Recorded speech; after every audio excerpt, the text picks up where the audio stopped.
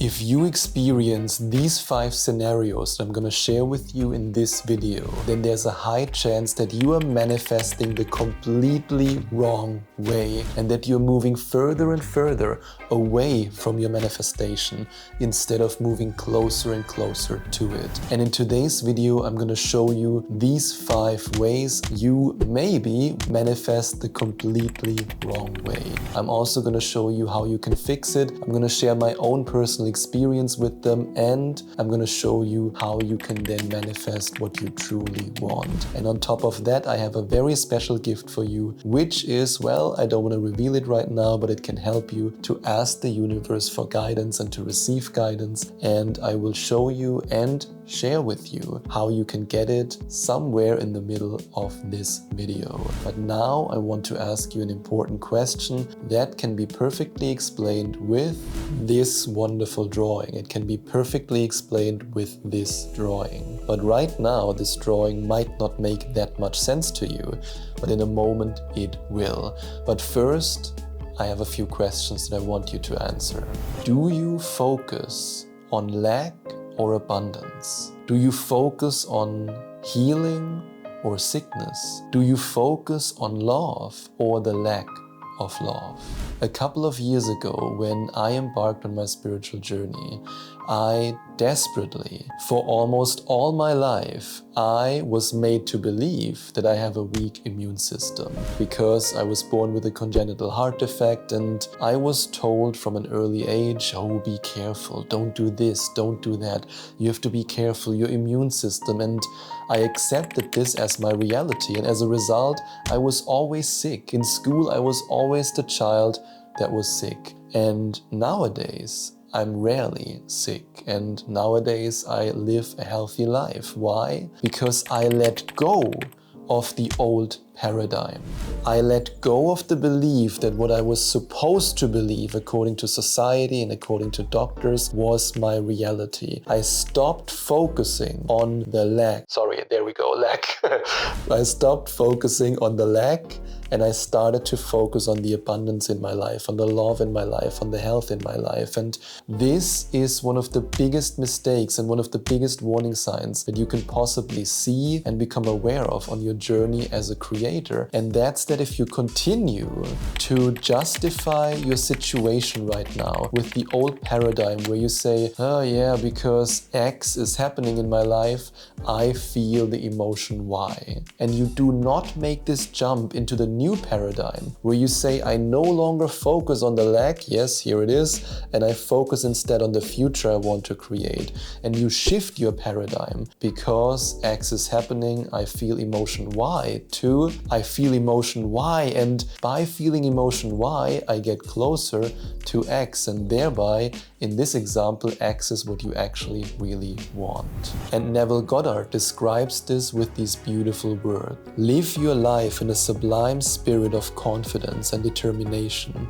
Disregard appearances, conditions, in fact, all evidence of your senses that deny the fulfillment of your desire. Which leads me to the next point, and that has to do with you sleeping on that couch.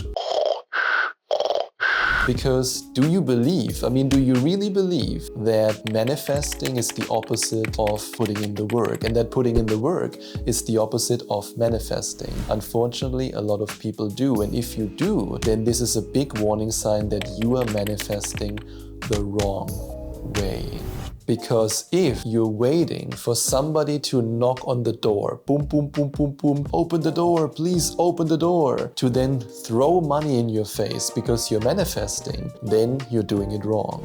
And if you're waiting for somebody with an Amazon delivery truck to bring your perfect partner, to kidnap them and to put them in front of your door while you say, hello, love of my life, and that person goes, oh my God, where am I? And then runs away, then you're doing it wrong.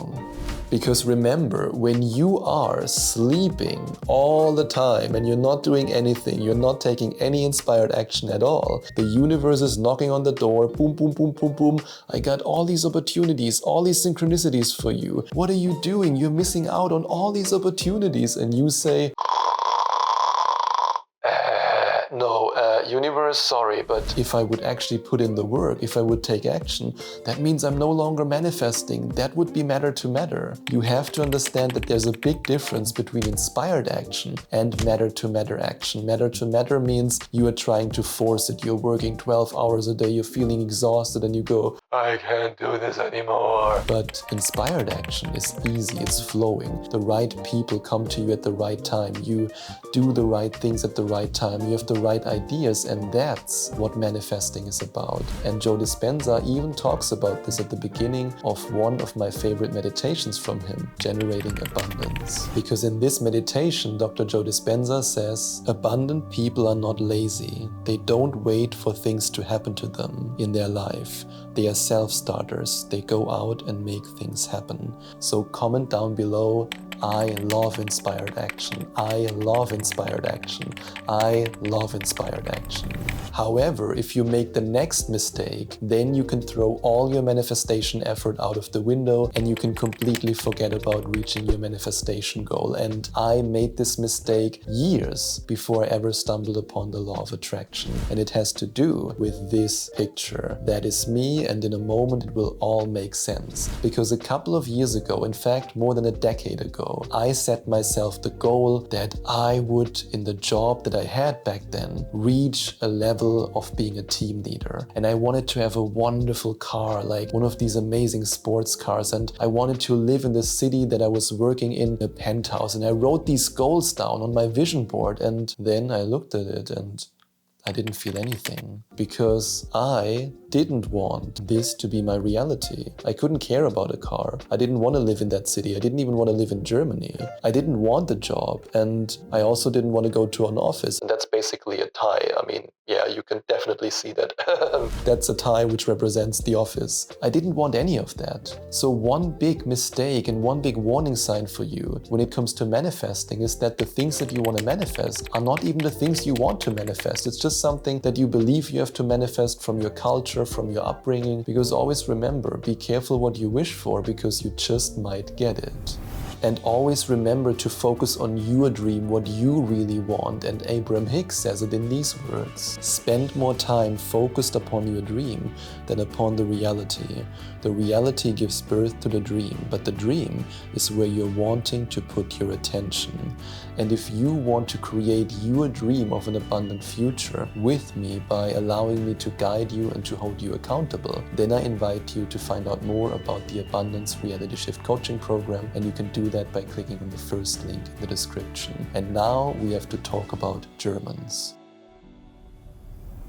Because what if I told you that being German can be one of the biggest warning signs and biggest mistakes when it comes to manifesting? And yes, I feel compelled to make fun of Germans because I am one. And the reason why I say this is because we Germans love to do this. We love to analyze. We love to think about everything logically. And we are often completely disconnected from our emotions. In fact, in the very first Dr. Joe Dispenza retreat I went to, he actually said, open your heart. Russians, Germans, and the whole audience was laughing. So yeah, we Germans are very much known for not being able to open our heart. And in the last Joe Dispenza retreat I went to, there was actually a woman sitting next to me who said, yes, but when I analyze this, I don't know if this makes sense. And I then said, feel it. You have to feel it, the emotion. It's about the emotion, not about analyzing, not about logic, and it's not about having a beer and a bratwurst here. It's about emotions. So the big warning sign is when you are over-analyzing everything, when you're focused so much on the thoughts, but you don't focus enough on the emotions. And the solution is, of course, stop being so German. And yes, I as a German had to learn this the hard way. And Neville Goddard also talks about this, because he says feeling a state produces the state. It's a very simple quote, but there's a lot of wisdom in it. In the same way as there's a lot of wisdom in the gift that I prepared for you, which is a free hypnosis that allows you to truly connect with the universe, to receive guidance from the universe. And you can get it by clicking on the last link in the description. And now I have to say, warning, warning, warning. Don't let these creatures run around in your head all day long without observing them and without rephrasing them and changing changing them. And yes, I'm talking about your thoughts, and it's not a coincidence that I tried to draw, which I horribly failed at, I tried to draw the purple minion, you know, once they go crazy and they go that's basically how your thoughts are running around in your mind. And one of the biggest warning signs that you can drastically improve your meditation process and manifestation process is when you not just meditate once a day for 20 minutes, but maybe you do it 2 times, and you not just meditate, but throughout the day you observe your thoughts. You stop these creatures from running around in your mind. Because remember, let no thought go by unnoticed. That's something that Joe Dispenza used to say, and I'm sure he also says it still up to this day, but this is something you have to remember, because if you want to become somebody new, you have to change everything about you if you want to live a new life. And this is something that we're going to do in the Abundance Reality Shift coaching program. In week number 3, we're going to create this new self, your abundant self, so that you can then step into it and then create the abundance that you truly want.